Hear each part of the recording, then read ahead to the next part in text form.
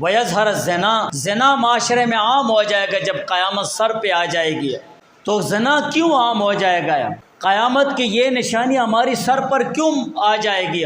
اس کی یہی وجہ ہے کہ دین اور دینداری سے دوری۔ جس معاشرے میں نکاح سستا ہوتا ہے تو اس معاشرے میں زنا مہنگا ہوتا ہے، اور جس معاشرے میں نکاح مہنگا ہو جاتا ہے تو اس معاشرے میں زنا سستا ہو جاتا ہے۔ آج ہمارے معاشرے میں نکاح مہنگا ہے، ہمارے ایسی بہت ساری بچیاں ہیں جو گھروں میں بیٹھی ہیں، ہمارے بہت سارے ایسے نوجوان لڑکے ہیں جو نکاح کے وسائل پورے کرنے کے لیے ان کی جوانیاں ختم ہو جاتی ہیں، نکاح کے وسائل پورے کرنے کے لیے ہماری بیٹیاں اسی طرح گھروں میں رہ جاتی ہیں۔